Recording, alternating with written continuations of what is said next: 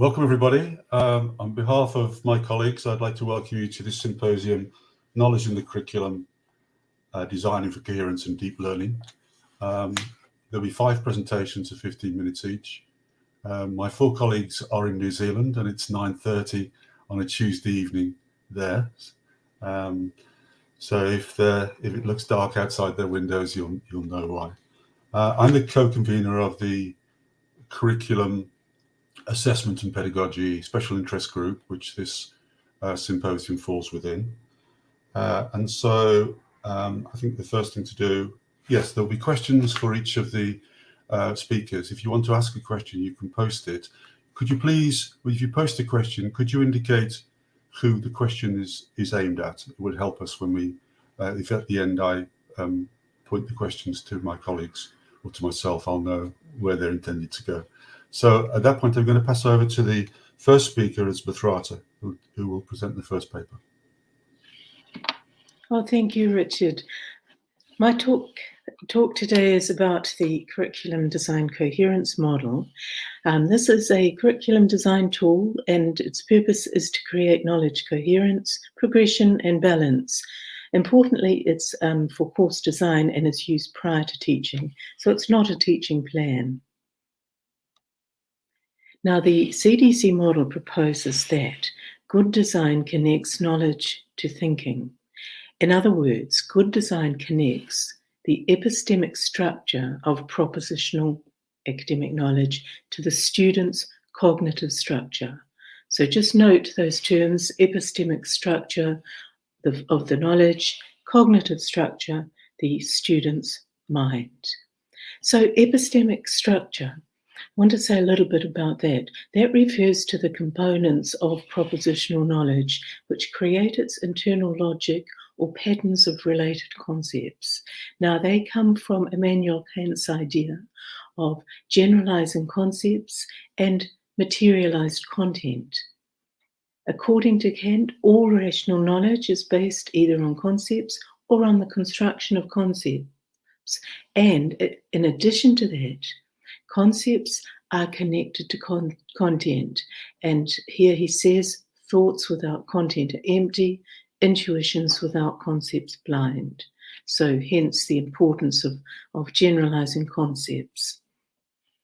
So turn from the epistemic structure to the student's cognitive structure.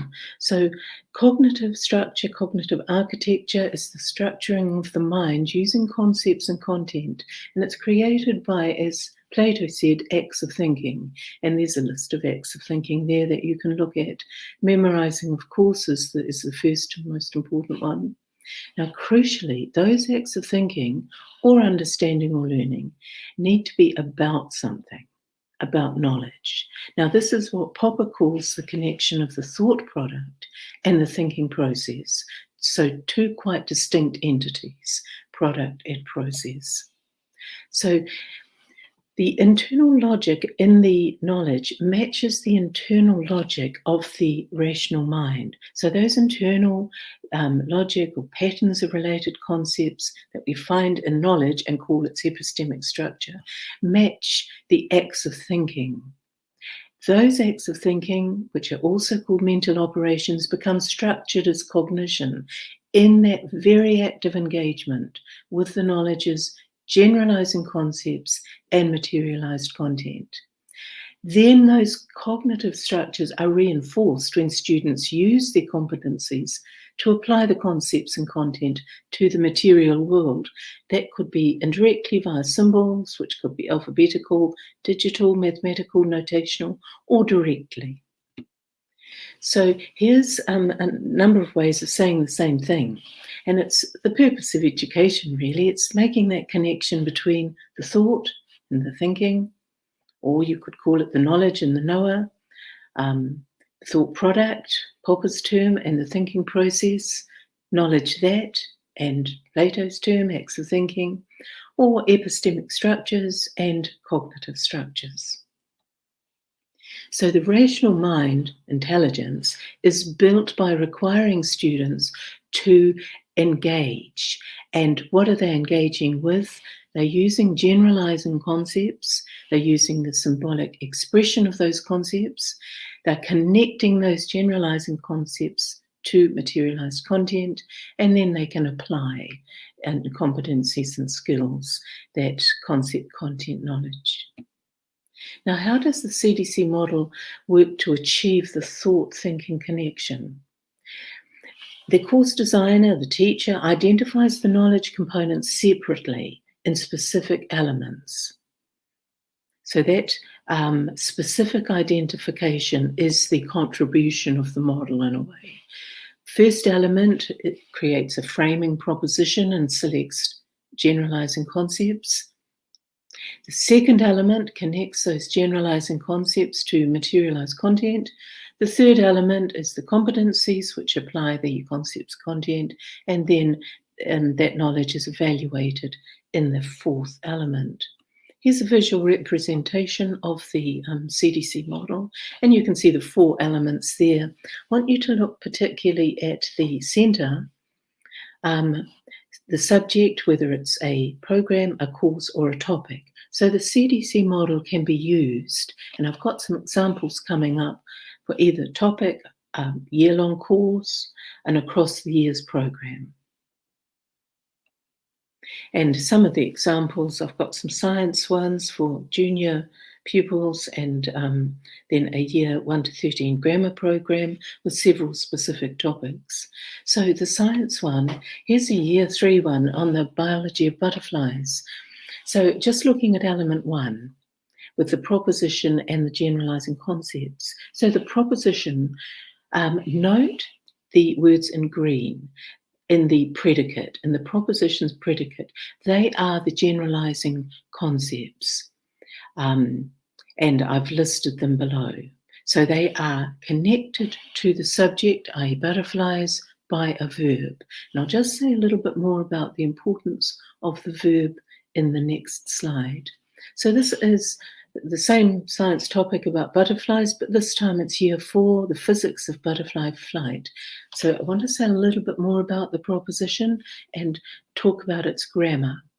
So the grammar of a proposition claims the relationship between the proposition subject and what's in the predicate. And the generalizing concepts are in the predicate. So if you have a look at the proposition, butterflies control their flight by slimlining and so on, you'll see that the verb control is what mediates the relationship between the subject of the proposition and the predicate of that proposition, and the predicate has the generalizing concepts in it. So this is what frames the design of the topic or the program, and establishes the role of the generalizing concepts. Now, this English program, this was another example from the Knowledge Rich School project where the CDC model has been trialled. Now, the teachers in this, who designed this, wanted to design a year 1 to 13 program as well as topics within it for each of the years. So a really big curriculum design task. Now, took some time to get the proposition, but the proposition for the overall program is here. Grammar is the syntactical organization and so on. Now, the point I want to make about the proposition here is that it refers to both the form and the function of the subject. So the subject is grammar, and in the predicate, you can see all the generalizing concepts that make up, that are the related concepts that make up that subject grammar. Now, this is a very good example of how the proposition, a sophisticated proposition, refers to both form and function. So in this example, it says what grammar is, what the subject is, and what grammar does. What it does, it creates meaning and effects and so on. So that's a really sophisticated proposition. Here are some of the examples that the teachers used as they developed that program right down into specific year levels. So I'll just have a look at the talk about the year 5 and 6 topic, which is paragraphs. Have a look at this proposition, because it's the proposition which frames, which sets up the entire CDC design method. Paragraph is a series of, related, and so on. Notice once again, you've got the proposition is asserting or claiming or stating that something is the case. In this case, a paragraph is. And what it is in the predicate. It's those generalizing concepts which you find in the predicate. This is a very good proposition because it also has form and function. So it has the form of a paragraph, series of related organized sentences, and it has the paragraph's function as well, that develop. So this is a really good example of a proposition. So the claim is the proposition, which is an assertion or it's a claim for the curriculum design coherence model, is that it's an effective curriculum design method which increases student understanding. So a research question that follows from that claim or that proposition or that assertion: do topics, courses, programs designed according to knowledge's epistemic structure build cognitive structures? Now, that is what I talked about at the beginning of this presentation, that matching of the structure of the knowledge and the structure of the mind, that connection, which is what causes understanding. Now, in the Knowledge Rich project, the teachers used the CDC model. We found that it did improve curriculum design. It also created knowledge balance in those design courses, and it avoided too much emphasis on content. It avoided concepts that were too generic, because, as you see from the proposition, those concepts need to be related via the verb to the subject, the topic subject or the program subject. And it also, that knowledge balance also overcomes the problem of a curriculum focused too much on competencies and skills.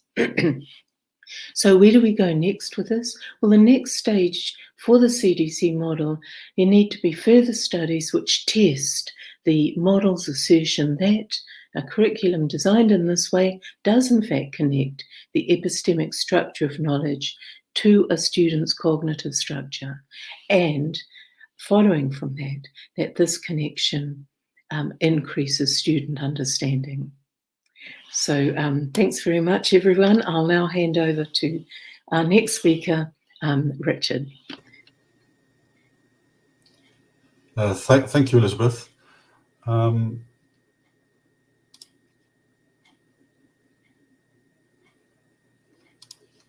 So I think I'm already sharing my screen, so I'm able to, so forgive me. Okay, so I'm Richard Pountney. I'm Principal Lecturer at Sheffield Hallam University, and my colleague is Diane Swift from the Keelan North Staffordshire Teacher Education, who's not here today. So I'm presenting this on both our behalves. In this presentation, I'm going to outline an application of the CDC model in a knowledge-based curriculum in primary schools in England. The questions I ask are: how can the CDC be enacted with teachers in their practice, and how do they deal with this approach in the fast-flowing river that is the classroom? Importantly, how do they attend to the distinctive nature of different knowledge forms? And these professional understandings are explored, as I said, through a case study, with a particular focus on primary physical education. So Keelan North, a bit of context, Keelan North Staffordshire Teacher Education is a partnership of over 120 primary, middle and special schools in Stoke-on-Trent and Staffordshire area. And much of the focus of their work relates to initial teacher education through the role as a SCIT, a school-centred initial teacher training provider. And I was invited to work with the SCIT in 2018. So curriculum design as the ability to select and sequence appropriate content so that teachers can subsequently make informed pedagogic and assessment choices was the particular focus. And in September 2018, myself, Diane, and two of the speakers who you'll hear from in a moment, Graham McPhail and Alexis Sitane, ran a workshop in Staffordshire at Keele, introducing a group of primary senior leaders to the tool, to the ideas, and asking them how they would like us to work with them. So in the sense, the curriculum design is not simply about selecting and prioritizing a list of the what that is to be taught, but rather it's about the careful sequencing of knowledge in order to enable coherence and connection and accumulation. If you like, a kind of thoughtful curriculum thinking, a way of thinking about the curriculum that underpins pedagogic and assessment choices. Just to note that Diane and Knutzi operate in an area of high social deprivation, and is driven by the moral mission that centres on the ambition of a high quality education. At the heart of this lies a high quality curriculum. That's a really important underpinning approach. So there are three objectives, but also a really key objective to include the senior leadership. And our first meeting in enacting the model with colleagues, teachers at Keele, was to involve senior leaders. So the skit's very mindful that teachers have employed significant support in relation to their pedagogic and assessment capabilities, and that professional learning has suffered from an attention to curriculum design. And then, as I say, the opportunity arose to work with colleagues from the Knowledge and Education Research Unit at the University of Auckland, and Graham and Alexis ran the first workshop with us. This is an outcome from the first meeting, where we asked people to consider the model and to look at it. So they were just making sense, in a way, making sense of the principles. So we had a group of 20 primary school leaders, senior leaders, and they considered the model in relation to three areas of the primary curriculum: art, history, and PE, physical education. And during the initial meetings, head teachers engaged with the model, and they had discussions about why paying attention to knowledge mattered, the significance of different forms of knowledge, and how they might appreciate that.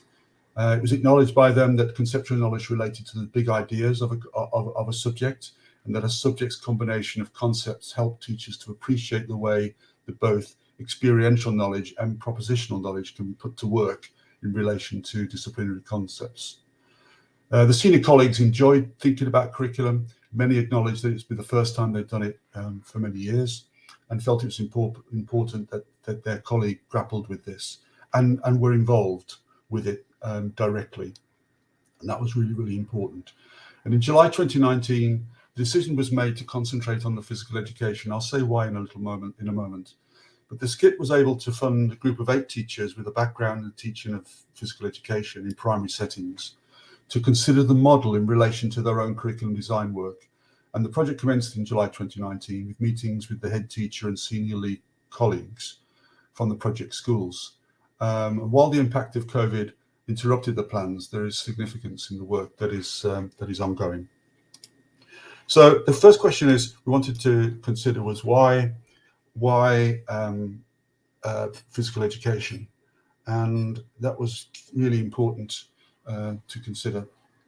Many school colleagues in Staffordshire, many school colleagues currently buy in their coaching expertise, in their PE expertise, since they pay for a curriculum, an externally created curriculum, and it was recognised that that has many. That's not context focused. That it doesn't take account of many of the particular circumstances that teachers were in.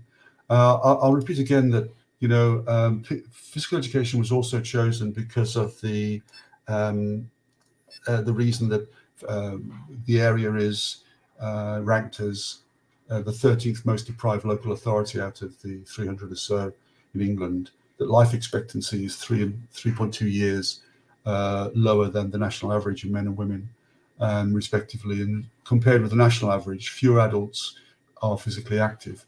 So there was an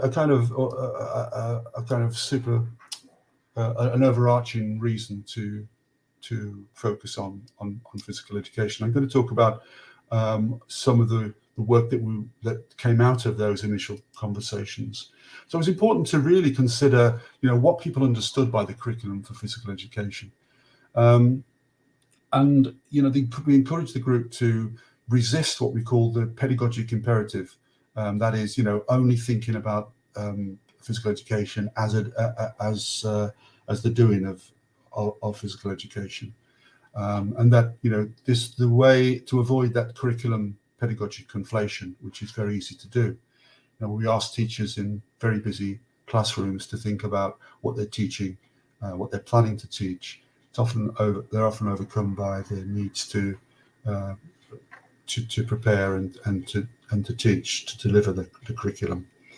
So we found that often in a subject like PE, we can be tempted to prioritize over the what and the why, and the model helped us rebalance this.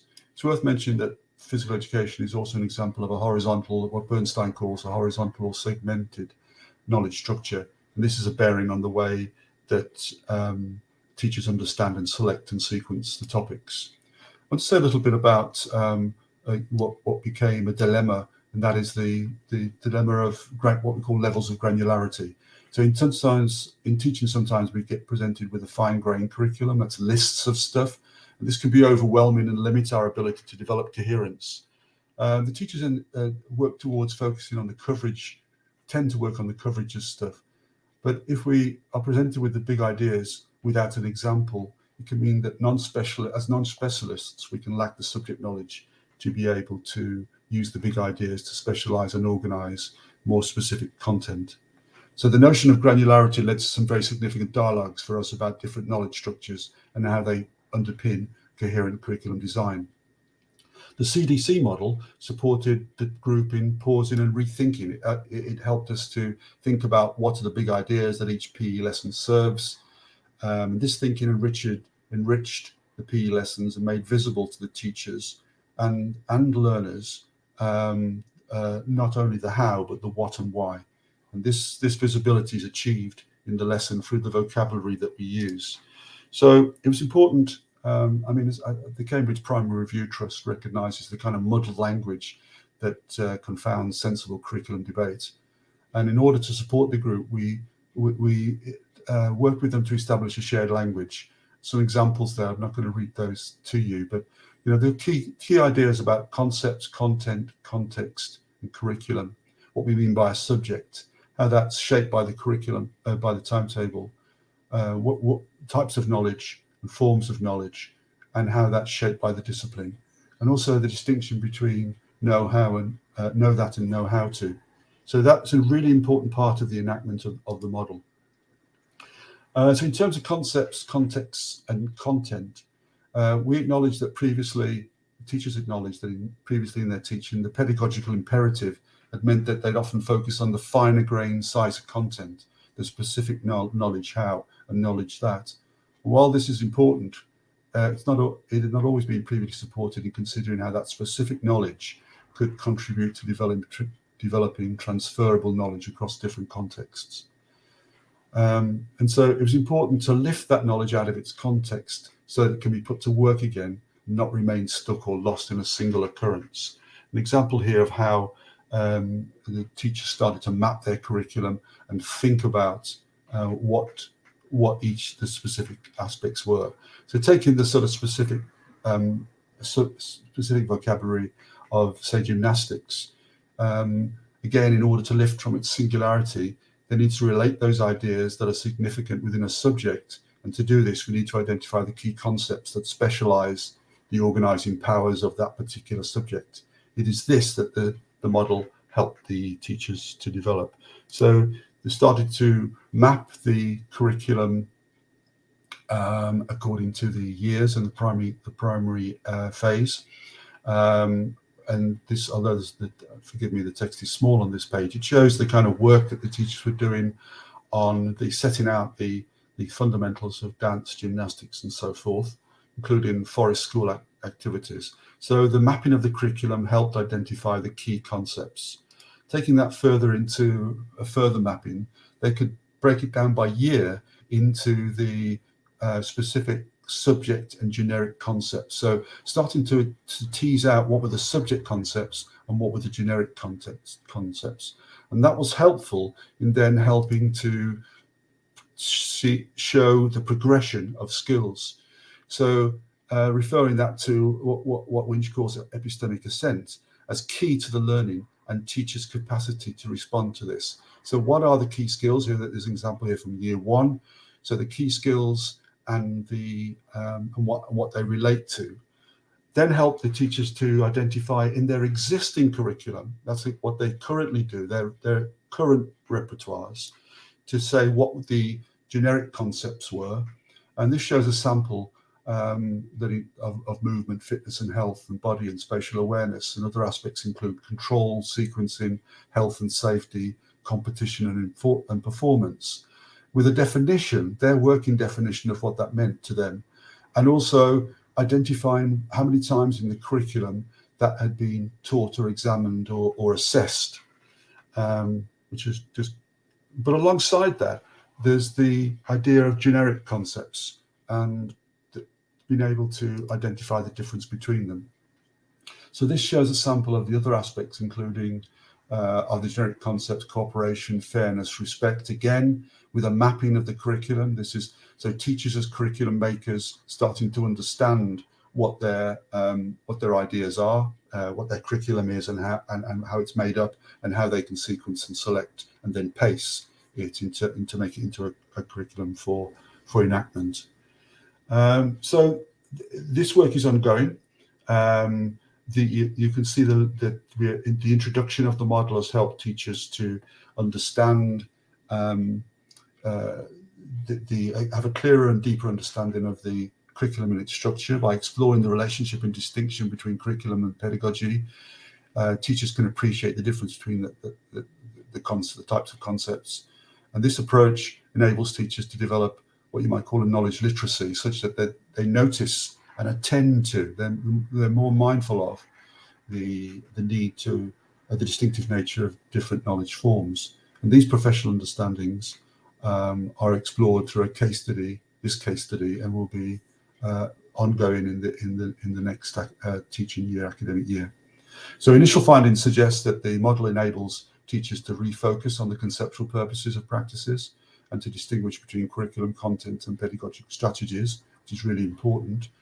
And just give an example from that. It's important that in PE that a child can learn to safely perform a forward roll, say, but it's also important that they know that a forward roll is a form of movement, and that movement is part of being physically active, and that being physically active is an important part of living well.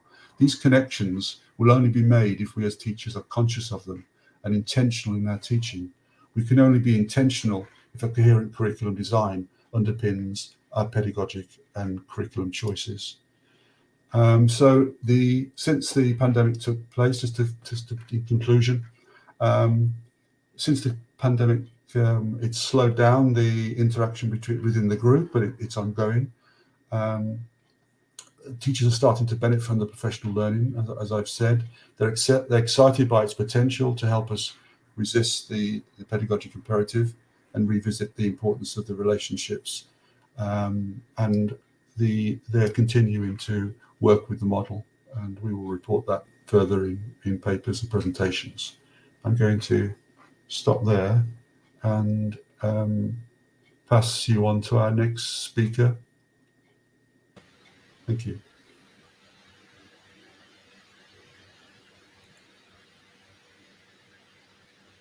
Hello everyone, just waiting for my slides to appear, and I'll just pop them into full. No.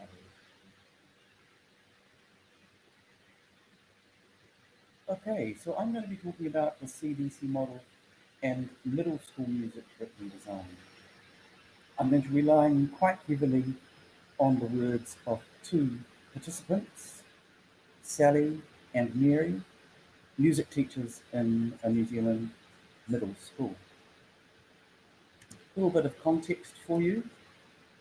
Sally and Mary are both very experienced musicians and music teachers, and at the time of this research, they were team teaching music classes for middle school students aged between 10 and 12. They were involved in the Knowledge Rich School project from its inception in 2018 until the end of 2020. They designed 2 topics for the Knowledge Rich School project, 2 iterations of a songwriting topic and 1 on chant. And today I'm going to be reporting on the second iteration of a unit called Writing a Song for Children.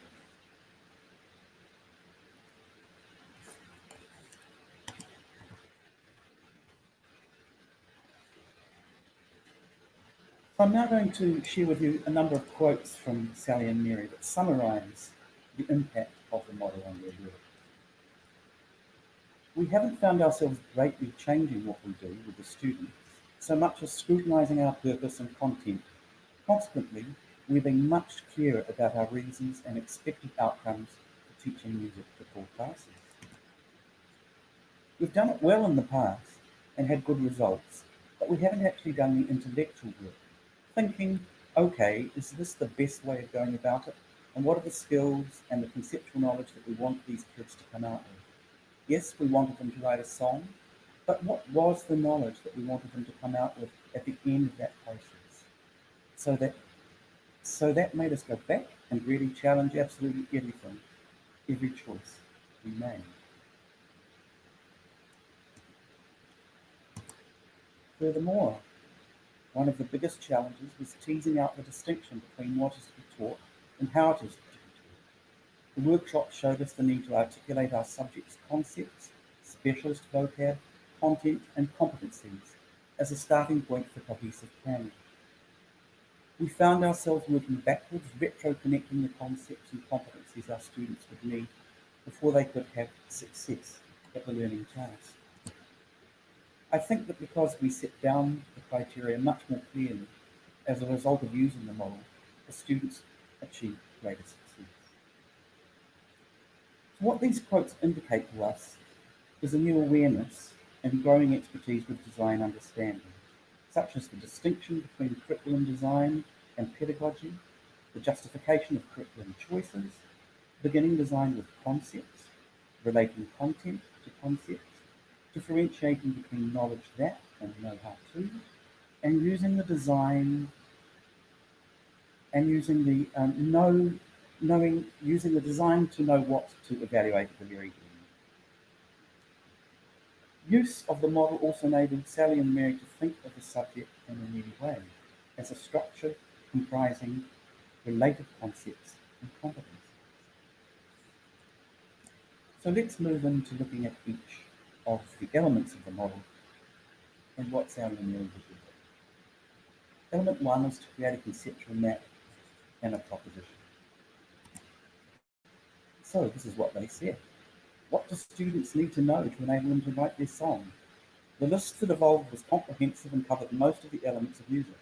It helped us to identify what we needed to put more focus on than in the previous year of learning, and the pre-tasks and activities that would set the students up for success. So here we have Sally and Mary's map of the topic. The mapping involved toing and froing between the various concepts that were important in the topic, and eventually and finally settling on a proposition that encapsulated the main concept of the topic. You can see the proposition there at the top. A song for children is a musical form that communicates meaning through the combination of simple lyrics, melody and harmony. And the related subordinate concepts are listed below, and they are further elaborated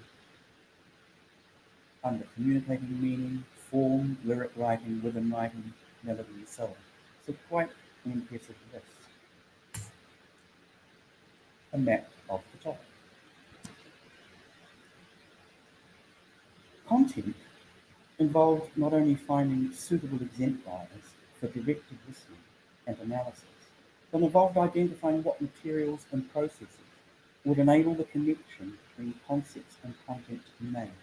In this case, content required a focus on the writing of lyrics, simple rhythms, simple tunes, and chord progressions.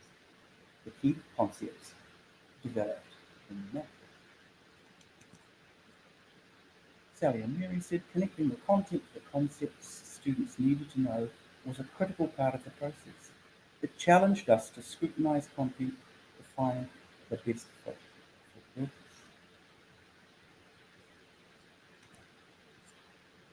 Here's a summary of the content they settled on: learning activities and song exemplars, all chosen to exemplify the concepts. The learning activities would involve learning to write lyrics and create forms, simple rhythms, tunes, chord progressions, and performance of the songs. They developed chose 6 exemplars that they shared with their students. Here's an example of one and the justification for choosing the exemplar. A little well-known song in New Zealand called Ma is White, and there are the justifications they used for choosing that song. How each of the elements of that song related to the concepts contained in the proposition.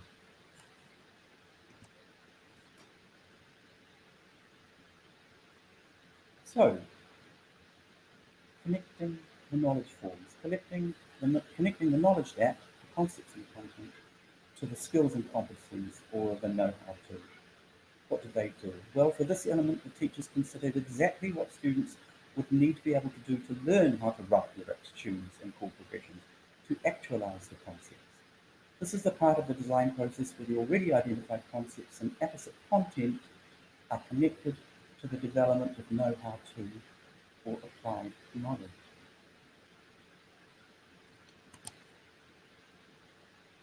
In the model, the suggestion is to divide the know-how to into performance competencies and judgment competencies.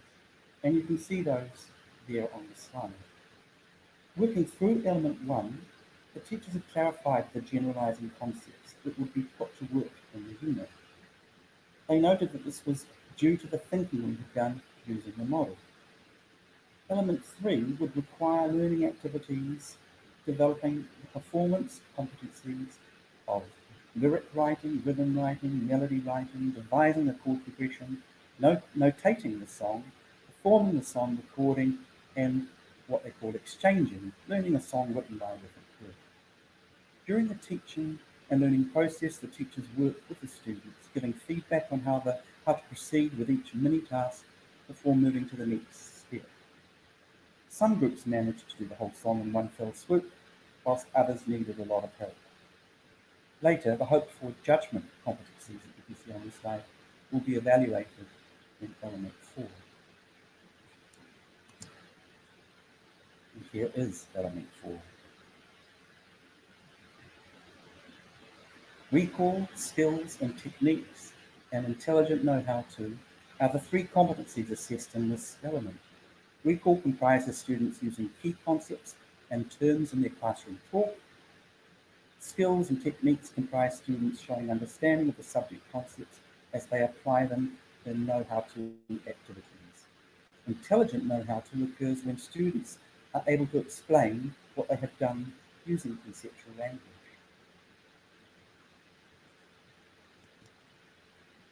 So, the design in action. Sally and Mary applied their design as a series of clearly defined and sequenced, achievable mini-tasks. They sequenced them in the order of lyric writing, rhythm writing, melody writing, devising a chord progression, notating the song, performing, recording, and exchanging. As I said before, learning a song written by a different group. Here's an example of one of the songs. In my garden by the sea, there's a place for you and me. We can play amongst the trees to and fro. It's a place of make-believe. There is magic in the leaves. In my garden by the sea, to and fro. The song was written by a typical group of students with minimal editorial help. It demonstrates that they understood the nature of the required lyrics. A simple but catchy and repetitive melody is represented there on the score using sol, fa, do, re, mi, and traditional rhythmic notation with quavers and crotchets. It's got a limited range, it's repetitive. There is agreement between the melody and the 3 chords the students have chosen, C, F, and G7. Feedback from the students included the observation that they didn't think they would be capable of writing the song and recording, and they were proud of their achievements. They particularly like hearing other groups performing their songs.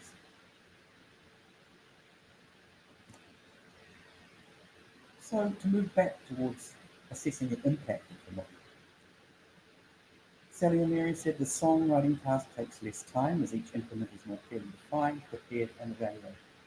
This is directly due to the thinking we have had to do in order to use the model. We've found that students' excitement doesn't wane because they don't get stuck or bored, and they have the impetus to aspire to a high level of editing and polish. By breaking the task into clear, achievable components at every stage, every group meets with success. It's also much more fun to do. So I'd just like to comment for a moment on the responses of the teachers. They indicate to us that in the project more broadly, working in this way, taking a deep dive into the conceptual structure of the subject, enables a more conceptually coherent approach to curriculum design, one that can progressively reveal the structure of a subject to students to enable deep and cumulative learning across the year levels. By thinking concretely about what the students actually needed to know and be able to do, Sally and Mary believed they were able to scaffold a much more coherent approach to the skill building they wanted to provide for their students. As experienced teachers, the model assisted in clarifying what was significant in design rather than creating major changes for them. Thinking conceptually also highlighted the way in which key subject concepts return in a spiral curriculum at the years of the school, but with increasing sophistication and with increasingly varied content. By undertaking deep design, we argue the teacher is better placed to make pedagogical decisions that will impact positively on student learning. We also hope that the emphasis of the CDC model on conceptual design coherence may act as an antidote to curricular practices overly dominated by an outcomes approach that tends to result in fragmented rather than deep cumulative learning through the use of concepts. So, in summary, again, using the words of Sally and Mary, a list of things they reported. It forced us to sharpen our understanding of our subject. We were much more scrupulous about planning, more careful about choice of content, choosing to cover less. Our intentions and instructions are clear. Students are working faster. There are better student outcomes, more rewarding teaching, and feeling more effective. Well, where to next? Well, to be perfectly honest, in its current form, the model is too demanding, with teachers to work with without assistance, and this is a major problem. Is it possible, we wonder, to take the key principles and develop an approach that is more teacher-friendly and that connects with or even integrates pedagogy into those design principles? And that's the work some of us are beginning to move on to in the next phase of using the CDC model. I hope that quick trip through the design process that Sally and Mira use has been of interest to you. And the outcomes certainly suggest the model is incredibly valued for deepening teacher knowledge and their design expertise. Thank you very much.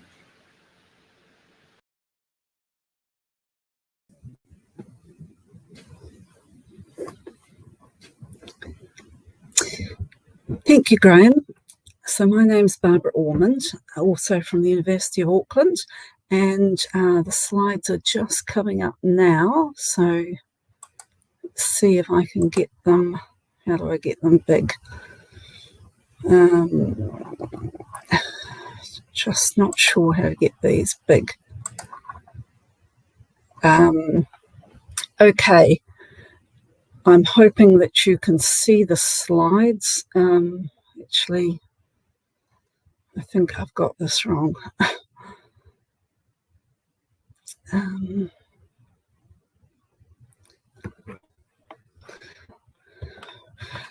Yes. You're okay, Barbara. I don't know how to make the slides big from this point, I'm afraid. They were a moment ago. And They could were, you, okay, they were just fine a moment ago. All right, yes, I'll go. they were fine a moment ago, yes. Right, okay, thank you. If you set them up, I'll confirm for you. Is that good? Yep, that's looking fine. And Okay, hearing you fine as well. thank you very much for sorting that out for me. Okay, so in this presentation, I'll outline what I see as the value of the curriculum design model for structuring the episteme and creating coherence in teacher education courses. And I will illustrate the ways in which I've used this model in practical terms with my secondary education courses in social sciences. The model is of value for teacher educators in reminding us that teacher education courses require the same building and ordering of knowledge that school programs do. As an area of academia that has both knowledge that components and knowledge how to components, teacher education requires lecturers to both convey propositional knowledge on the theories and nature of education and address more practical procedural knowledge of how to teach and the possible pedagogies to use. Following a process as provided in the model puts a clear focus on what needs to be taught, the concepts and content, and what needs to be thought about when putting that knowledge into practice, the skills and practical knowledge involved in teaching. The CDC model also provides an evaluation tool to test the validity of program designs. The model is of value too in teacher education as a means of illustrating to student teachers a process for thinking about what they teach, how they order their lessons or units of work, and how they integrate that with the necessary skills in their specific subjects to effectively structure school students' learning. By focusing on the objectives of epistemic coherence and curriculum design, critical concepts and knowledge are organised in ways which progressively build subject knowledge. In New Zealand, we have a very broadly stated outcomes-based curriculum where knowledge is not prescribed, so teachers have a high level of autonomy over what they teach. This means it's a huge responsibility and a challenge for teachers to design their school programs. This quote from my research into history education illustrates that challenge. It's an incredibly high trust model that they've presented to teachers. I understand how it sits within the philosophy of the New Zealand curriculum to allow schools to evolve their own local prescriptions and curriculum. And that's admirable in terms of responding to student voice and learners in front of you. But even for a fairly confident, reasonably sized department like ours, where we can discuss and develop ideas together, it's still a huge challenge to create our own curriculum and justify the choices that we make.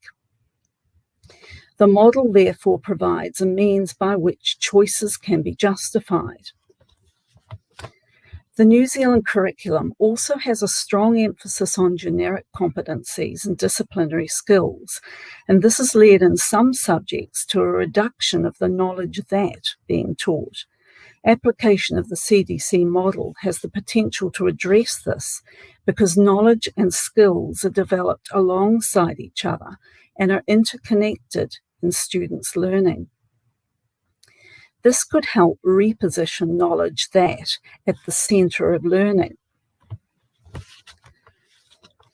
I'm going to now turn to demonstrating how the CDC model can help to structure lectures in teacher education programs and how positioning concepts at the heart of learning can be beneficial.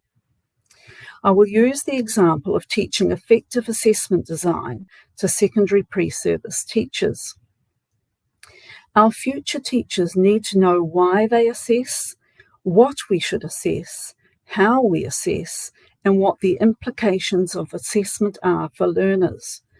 To explore this, students need to understand the core principles or concepts which underpin effective assessment and what makes assessments valuable and workable. If we follow the CDC model, then a proposition is written for element 1, such as this one. Fair and valid assessment is well aligned to learning, assesses important knowledge and skills, and enables sound assessor judgments to be made.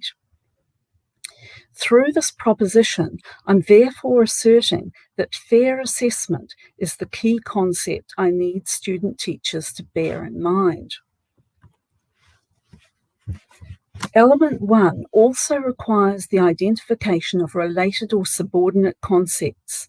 So in this example, student teachers would need to examine the concepts validity, transparency, manageability, and consistency in support of that main concept, fairness. It will be helpful here to briefly explain the context for this. In New Zealand, we have a standards-based national qualifications framework, which began its development in the mid-1990s, and these concepts, which were derived from academic literature about assessment at that time, were identified as critical for the development of the new qualifications. 30 years later, they still underpin our assessment system, although few teachers would now be able to cite the concepts that lie at the core of the qualifications framework. In line with the CDC model, as a teacher educator, I therefore begin with these concepts and ask students to work in groups to consider what these words might mean and how they apply to assessment. This then provides the hanger upon which the more detailed content knowledge about assessment can sit. This brings us to element 2 of the model, which connects the subject concepts to content. So in planning my lecture, I ensure that the concepts are illustrated through relevant content. For example, fairness. Fairness relates to both the assessment design and the marking of the assessment. And I won't read it all. For validity, it refers to the relationship between what is required to be assessed and the matters that are being assessed in the assessment tasks. So these two concepts serve to illustrate how they play out in assessment. That is, I've linked the concepts to the content. Then when structuring the lectures, I can keep referring back to these concepts to explain why a particular aspect of assessment has particular characteristics. For example, if I'm explaining why examination papers are returned to students following the release of marks, I can show that it's due for the desire for transparency when students can reread what they wrote and see what marks they received for different sections in the examination. And if the student wishes, then they can ask the examiner to remark it. New Zealand has, I believe, one of the most transparent assessment systems in the world. I include in lectures further examples and address each of the concepts, but I'm just providing limited examples today. Having these subject concepts firmly in mind assists with cohesion when planning and teaching about assessment. To follow the model, the next aspect to address is element 3. I teach student teachers how to actually write an NCEA style assessment, which is our qualification called the NCEA. This is the student teacher's know-how-to knowledge. So the connections are made between the theoretical knowledge that and the more practical know-how-to. Student teachers write an assessment, doing so both as a formative practice activity in groups and as a major assessment for their course. They need to think about whether the assessment they've written is manageable for students, whether it fairly assesses content and skills that you could expect to have been taught, whether it aligns well with the achievement standard to be valid, whether there's consistency between what is asked for in the tasks and what will be marked. That is, that the assessment tasks and assessment schedule must be suitably aligned. They also need to think about whether the assessment task and schedule clearly signal what is expected, thereby ensuring the assessment is sufficiently transparent. Element 3 of the model provides for the means by which the teacher, or in this case the lecturer, can ensure that knowledge that is effectively connected to know-how to, through identifying expected performance and judgment competencies, as provided in this example for looking at student-teachers' understandings of assessment. For example, performance competencies. I know how to design an assessment which is fair, valid, and manageable. And judgment competencies. I know how to critique assessments to see if they're fair, valid, transparent, and manageable for the learner. The final aspect of the CDC model is element 4, which serves as a way to establish criteria to evaluate the success of the learning. I'll just point out one of the criteria in this: intelligent know-how to. And so as a lecturer, I would need to see evidence that student teachers have shown their conceptual understanding through applying the principles of what fair and reasonable assessment entails. Their assessment and schedule designs would need to be well aligned to learning, assess important knowledge and skills, and enable sound assessor judgments to be made. It has been interesting to see the effects of implementing the CDC model for teaching about assessment. For their assessment, student teachers are asked to explain and justify their assessment designs, but they're not specifically asked to explain or justify them in relation to the concepts they've been taught. When marking their assignments this year, I was pleasantly surprised to find that many of them used the concepts to justify their designs. Even though I've been teaching the concepts of assessment for many years, it was only when I amended my lectures after formulating the lectures in terms of the CDC model that student teachers then referred to the concepts. This suggests that I, in my role as teacher-educator, was more cognizant of putting the assessment concepts at the fore through having thought them out more fully in using the model. Here's one example of a student teacher's explanation of her assessment design from a recent assignment for my course. She said that she had taken the 5 principles of assessment into mind, and she goes on to justify her choices in relation to them. The assessment example showed how the CDC model could be used to enable a coherent structure for teaching student teachers the knowledge that's critical for them to understand. The next example, using human rights as a topic, is intended to show how I utilize the CDC model to teach student teachers how they could make use of the model in designing unit plans or schemes of work. By the time I introduced the CDC model, student teachers have already had the importance of concepts reiterated at various points during the year and learned about different forms of knowledge, with the terminology knowledge that and know-how to forms of knowledge being central. Therefore, when they get to the point in the course when we're considering curriculum design, they're already primed. I'm going to digress just briefly here to talk about Bernstein's theories about knowledge structures and why they have relevance. Bernstein argued that subjects such as science and mathematics have a hierarchical knowledge structure where new knowledge integrates with earlier knowledge to produce more advanced understandings, while the social sciences and arts subjects have a horizontal knowledge structure where knowledge is made up of multiple segments that sit alongside each other. This is important because it means that to progress in one's knowledge in horizontally structured subjects is not a linear process. It's tangential with multiple pathways. For both experienced teachers and student teachers, this can mean that it is a complex task to select and order knowledge in ways which make it understandable and powerful. So in order to accommodate the complexities of learning social science subjects, it is critical for student teachers to learn how to astutely structure and sequence knowledge and a model such as the CDC model can assist in undertaking that task. In class, I provided my student teachers with an example of the model being applied to the Human Rights Declaration and explained my thought processes for each of the 4 elements. I showed it on a chart to clearly convey each element.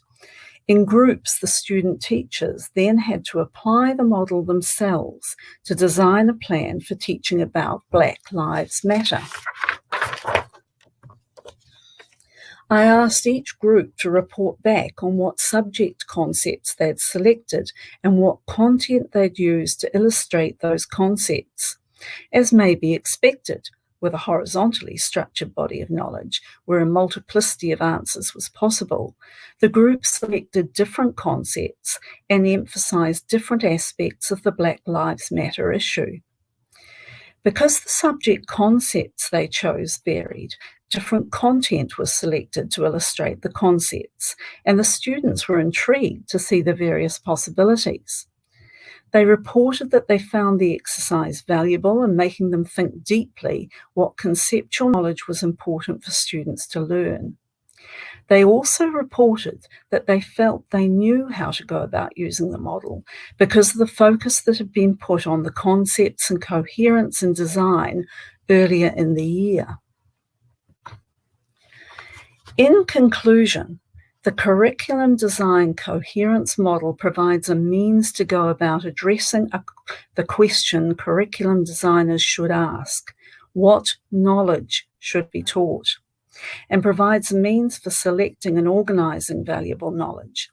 Effective design begins with subject concepts and academic knowledge and involves a process of justifying those choices. Because of the effort in one's mind in applying the CDC model to carefully consider knowledge choices, it can result not only in better planning, but also in better teaching. Concepts are brought to the fore, reiterated, and utilised in ways which enable student teachers to more firmly know critical elements of their profession. Thank you very much.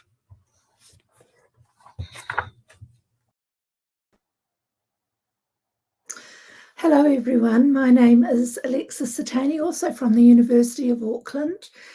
In this final presentation of the symposium, I'd like to share some empirical findings from a research project that's set out to find how useful the CDC model was for teachers at the primary levels of schooling as they designed their school program.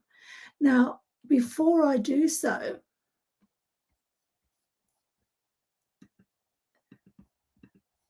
I'm not able to move my slides here.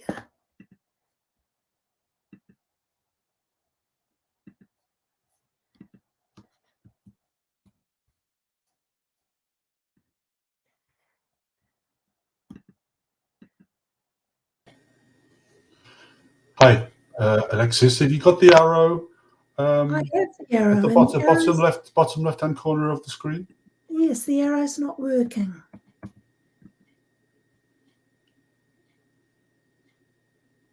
Just check that you've used either of the arrows now.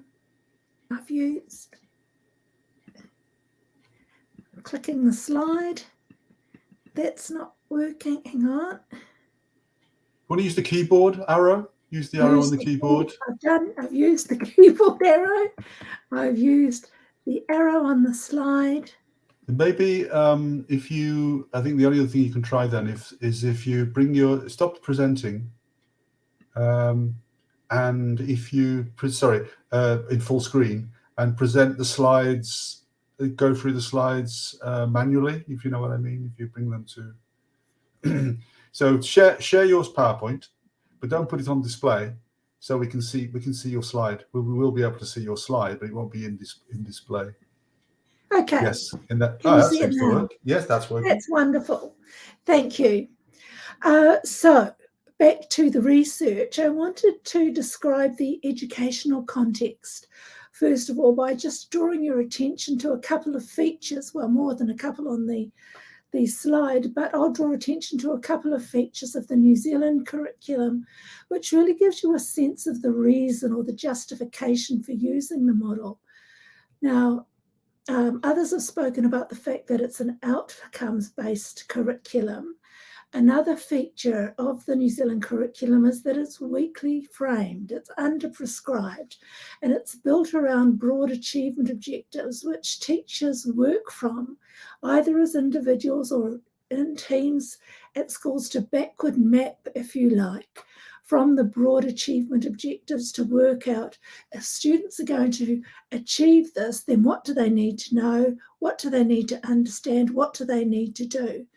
There's also a 3-stage curriculum design process: the national curriculum, which outlines the framework, schools, which really design and shape their curriculum at the local level, and then at the class level, there are interpretations made again in response to the particular needs of students.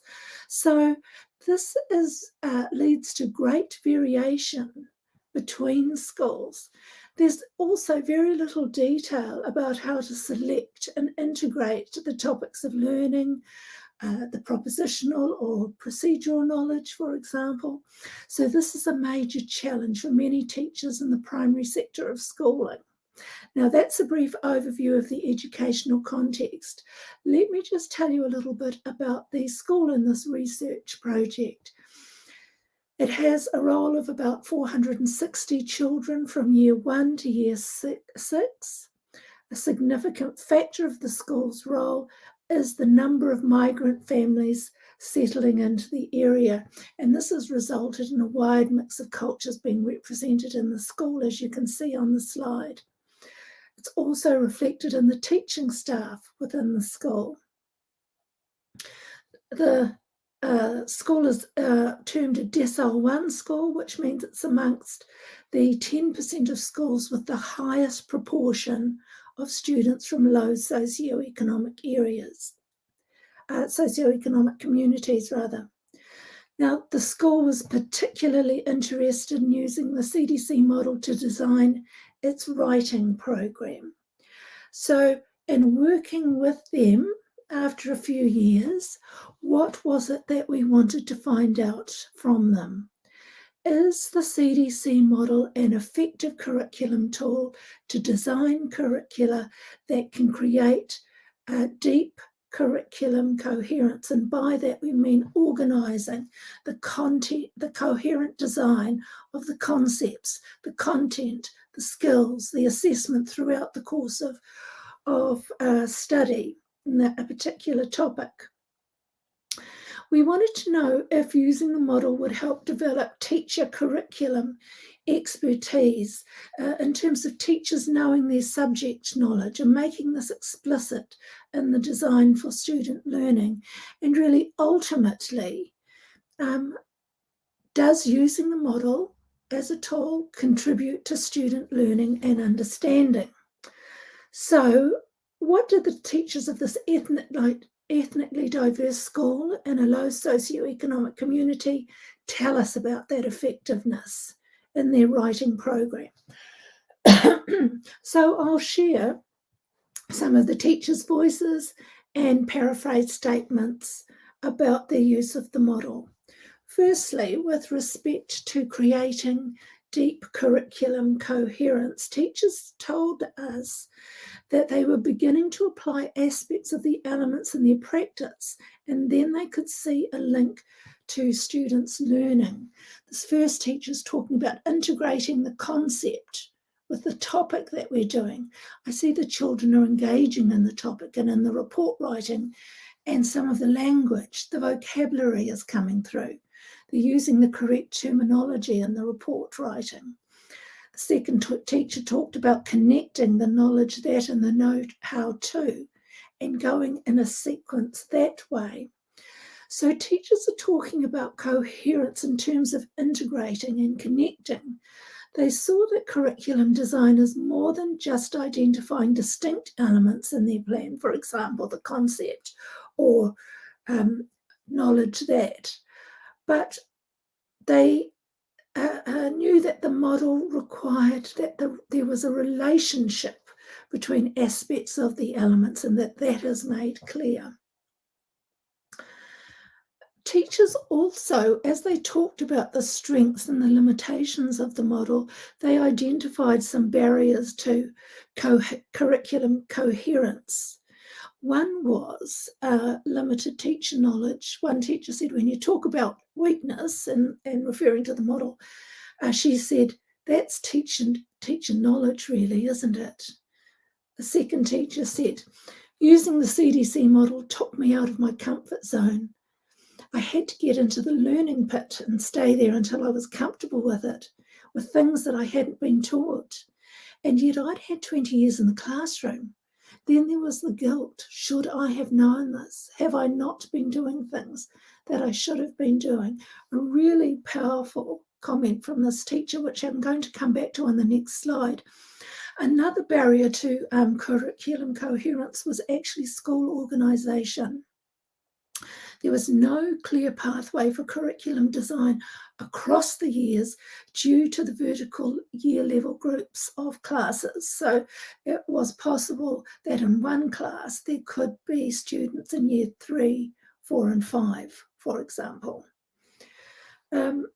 Teachers also indicated as a solution to a barrier that curriculum leaders, rather than team leaders, needed to design an across the years program that could be then implemented by teachers.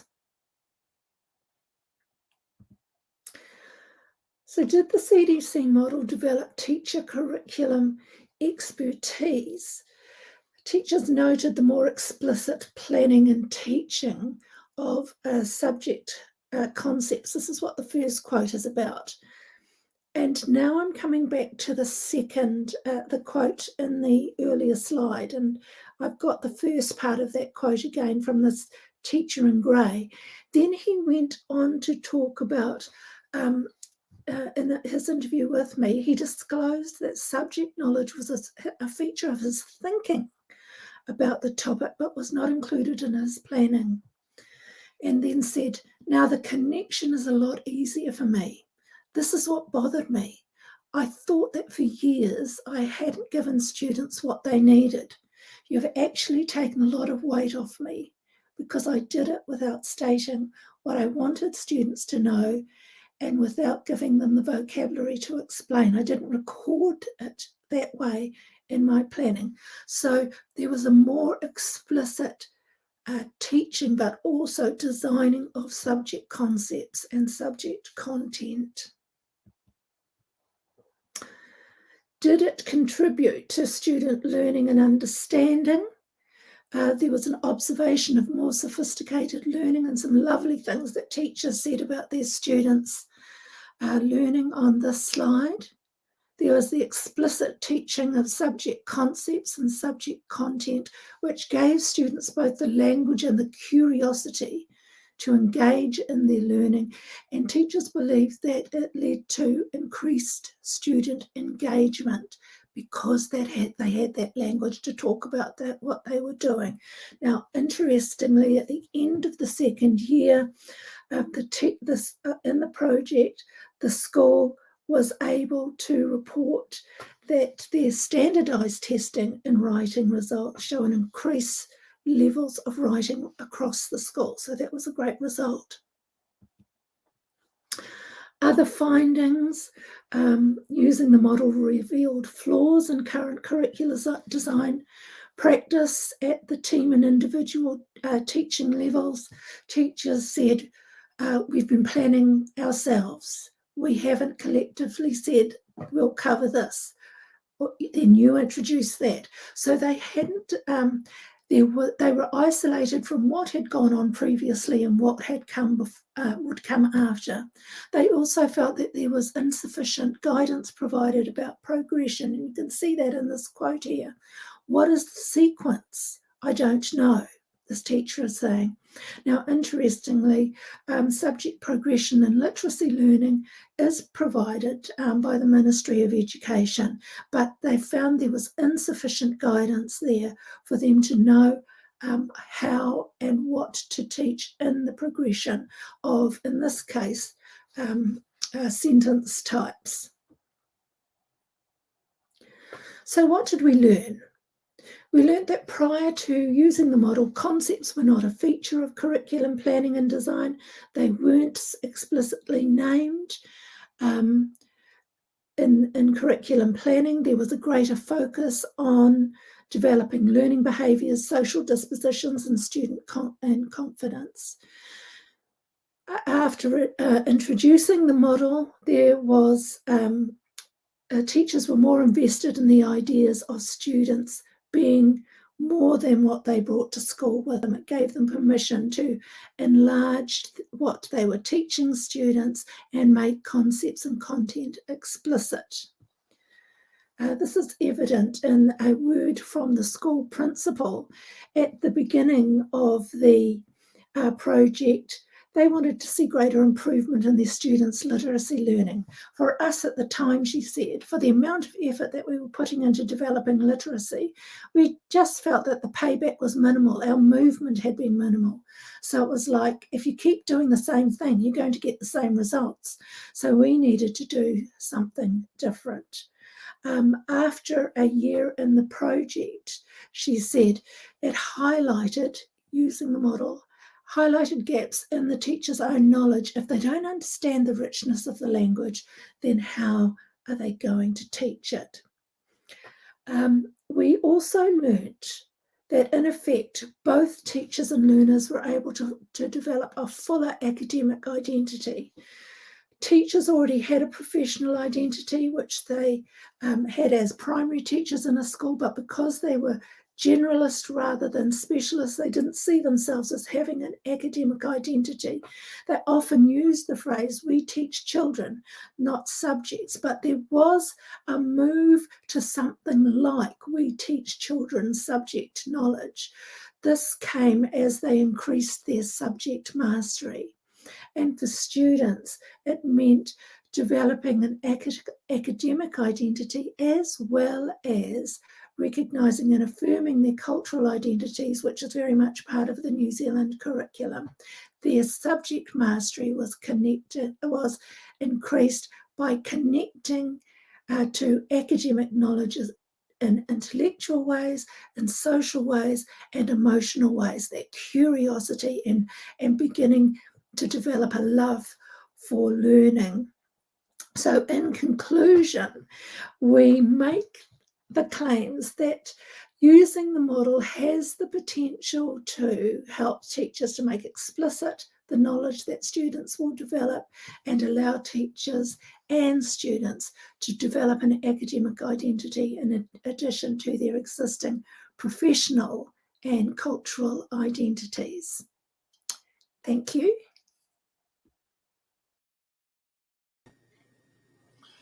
Well done, everybody, and thank you for your presentations. I'm watching the discussion, and we have a question from Thomas. But before we go to that, I wonder whether I can go back to Elizabeth. There's a number of very interesting overlaps between each of the presentations, Elizabeth, and I wondered whether we could return to you for your observations. Gosh, it's enormously gratifying to see how the model does make a difference, its importance. And I would take it back to the fact that it requires teachers to identify the components of the knowledge they're teaching, especially those generalizing concepts and that materialized content. I mean, most teachers are really au fait with the know-how to, the competencies, but that to me is the real strength of the model. So I'm just thrilled to bits with it. And I hope, you know, the audience, those listening, those watching, have seen how it's used in a variety of situations. You know, teacher education, then with a primary school in a deprived area with the music topic, and yeah, it's very pleasing. So that's the important point to me, this making the knowledge components explicit. Using the CDC model is difficult, there's no doubt about that, but I think what needs to happen is a good professional development program. Barbara's presentation was fascinating in that she showed that with young teachers who are still in their training years, she was able to teach them about assessment using the model, and they went with it. They hadn't already developed set ways of doing things. But even in the project itself, we had teachers who were, had taught for 10, 20, 30 years. And so, there were several who resisted at first because they were so accustomed to their way of teaching. But I think when it was explained to them what this was about, they were prepared to give it a go. And when they saw it working, they really responded so well to it. So I think that the CDC model has legs, and it'll be fascinating to see if others who are listening in want to take it up and try it themselves. Especially, I know for myself, my next move is to look at that epistemic structure, the components of knowledge, and its connection to cognitive development. So that's the next area that I want to take the CDC model in. So we'll see what happens there. But we've certainly, I think all the presentations tonight have demonstrated that there is certainly an effect on not just on teachers' ability to design, but also on student learning. I think that's starting to come through as well. So very gratifying. Thanks, Thank Richard. you. Can I stay with you for a moment, Elizabeth? Because a question directed to you from Thomas Weatherby. He asks, what were the outcomes measured to show improved curriculum design? Right, yes. So in the Knowledge Project, what we did was, and if I'll refer you to my 2021 paper in Review of Education, which discusses the methods used in the project. But very briefly, we had workshops, we had teachers in the workshops actually writing topics and programs using the model, and then having a go at trying it out when they went back to their schools. So the evaluation of the model at this stage is limited to what the teachers said about it in the follow-up presentations they gave. So we certainly need to go further with a proper evaluation of two things: an evaluation of the CDC model as a professional development program for teaching, and the evaluation of the model in terms of its effect on student learning. So there are those two areas of evaluation that need to occur. We've only been going 3 years, so there's still lots to do with the model. What's great is that I'm very pleased at how generative it is in terms of its research potential. So, I'm keen if there are people out there who are interested in it. I encourage them to have a closer look at it. Thank you. I'm going to ask Graham a question that's arisen in the chat, and that's about the specificity of subject. So your example was music, my example was physical education. Could you say a little bit about what considerations one might make in using the model in different subject contexts? Well, I think the model as a generic model works beautifully, no matter what your subject is. But I would say that what we discovered in the project was some clear differences between types of subjects, and Barbara alluded to that a little bit when she brought in Bernstein in terms of the different knowledge structures.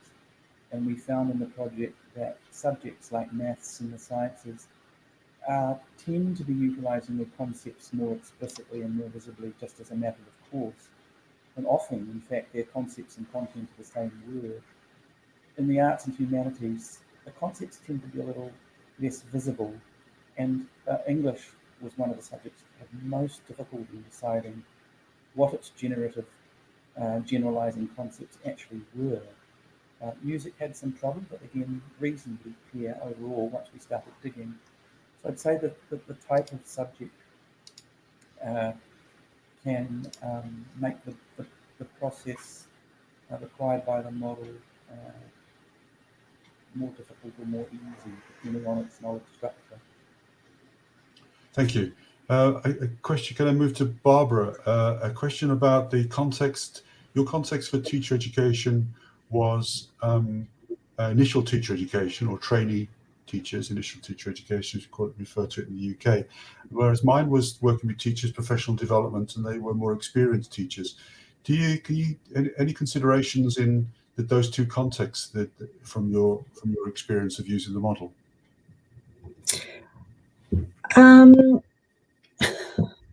I think with initial teacher education, it works just as well.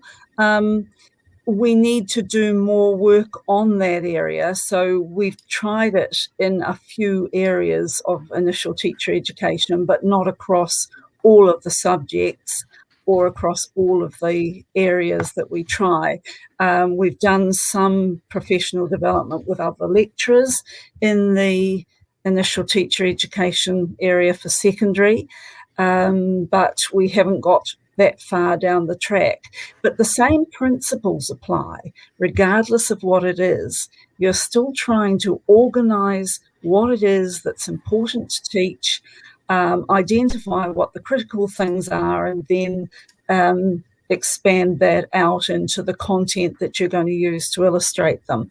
So it seems to me that it really doesn't make any difference where you're using the model, as long as there's knowledge elements in that you're trying to get across. Thank you. And I'm just watching the time. I think we've got a question for Alexis regarding the rigor in which you apply the model. So I noted in the work that we're doing with the teachers in Kiel, it's quite organic, because they're experienced teachers trying to work out where they are with their understanding of the subjects and themselves as subject teachers, and the idea, I think, of subject leadership. Your approach was more rigorous, rigorous. Would you any thoughts on that, Alexis, about and how teachers felt about an approach which was quite systematic? It was the approach that we used was organic in one way, Richard, in that we learned a lot of things in the first year, which we changed in the second year and again in the third year. So in the first year, we really worked through the model, and we asked teachers to plan, to design using the model. And actually, it was very difficult for them to do. They couldn't do it without help. They second-guessed themselves, and so then when they designed something, they'd often not use that in their planning for teaching because they couldn't make those connections. So in the second year, we moved to having them use a design, which I did with them, and then they developed their planning from that design. In the third year, we got to the stage where we were had teachers elected to work specifically with me to do the curriculum design, which then they presented to their colleagues. So it was actually organic in terms of the systems that we used to get to that point. But it shifts every time we shift subject, because developing writing in a particular area, teachers had greater knowledge in some areas than others, and so it's not even all the time.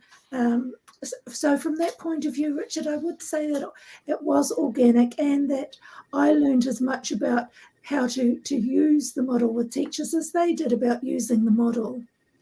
That's really interesting. I'm just mindful of the time, so I'm going to wrap up there. I'm going to start by thanking Vera for the opportunity for us to present our work, to the audience for listening to us, and we welcome any contact about any questions or contact about the work, or if you're interested in the model. And of course, a thank you to my colleagues for their excellent presentations today. And thank you.